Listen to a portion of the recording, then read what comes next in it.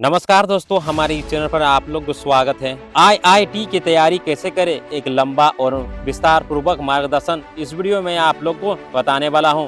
IIT भारतीय प्रौद्योगिकी संस्था है।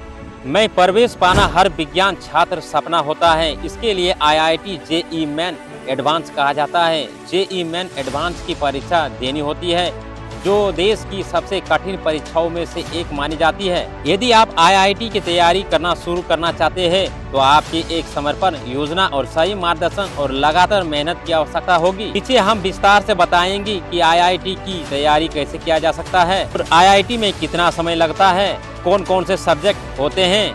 नंबर 1, परीक्षा को समझे। आईआईटी में प्रवेश के लिए आपको 2 परीक्षाओं को पास करनी होती है। जेईई मेन यह पहले चरण में परीक्षा होती है। इसमें फिजिक्स, केमिस्ट्री और मैथमेटिक्स प्रश्न होते हैं।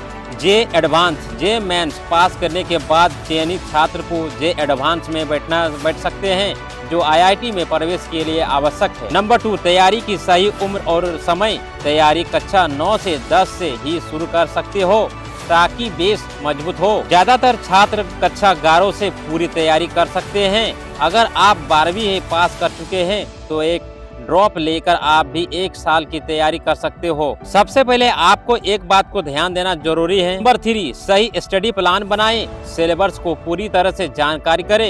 एनसीईआरटी किताबों को शुरुआत करें।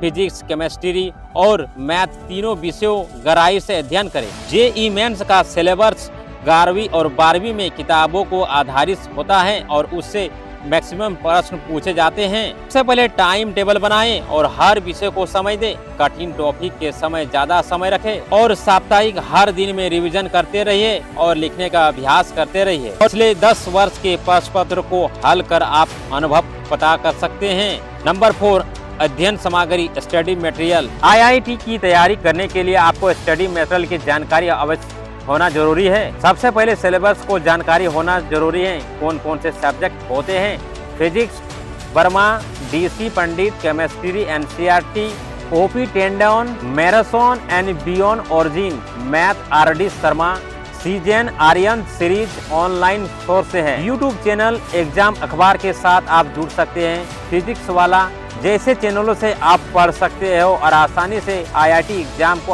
क्रैक कर सकते हो। सबसे महत्वपूर्ण बात यह है कि किताब खरीदने की जरूरी नहीं है। एक ही किताब को बार बार आप पढ़ सकते हो। किताब के पीछे भागने से बेहतर है कि एक ही किताब को आप बार बार पढ़े। नंबर 5, कोचिंग जरूरी नहीं है या नहीं। कोचिंग से गाइड, टेस्ट और माहौल मिलता है। यदि आप स्वयं शुरुआत करते हैं तो सेल्फ स्टडी से भी आप आईआईटी क्लियर किया जा सकता है। ऑनलाइन कोचिंग भी अच्छा से आप विकल्प चुन सकते हैं। हम इस चैनल में इस तरह का कंटेंट देते रहते हैं आपकी जानकारी के लिए। नंबर 6, नियमित मॉक टेस्ट दे और पिछले परीक्षाओं में पेपर सप्ताह में 1 बार आप मॉक टेस्ट दे सकते हैं। पिछले वर्षों के पेपर को हल करें ताकि परीक्षा और पैटर्न को समझ सके। गलती का विश्लेषण करें और उन्हें दोबारा ना दोहराए। नंबर 7, मनोबल बनाए रखें और मानसिक स्वास्थ्य का ध्यान रखें और लगातार करते रहें। लगातार मेहनत के बावजूद मानसिक थकावट आ सकती है। बीच बीच में ब्रेक ले। ध्यान लगातार या हल्का व्यायाम करें। पॉजिटिव सोच बनाए रखें और असफलताओं से सीखने का मौका मिलती है। आईआईटी की तैयारी करने के लिए आपको टाइम टेबल बनाना बहुत जरूरी है। 8, अनुशासन और निरंतरता। रोज पढ़ाई करें, एक दिन भी ना छोड़े।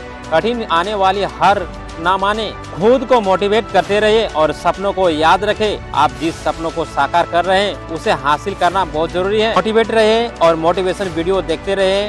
निष्कर्ष, आईआईटी की तैयारी एक लंबी और मेहनत भरी यात्रा है, लेकिन यदि आप सही दिशा और लगातार प्रयास करते हैं तो आपको निश्चित सफलता होगी।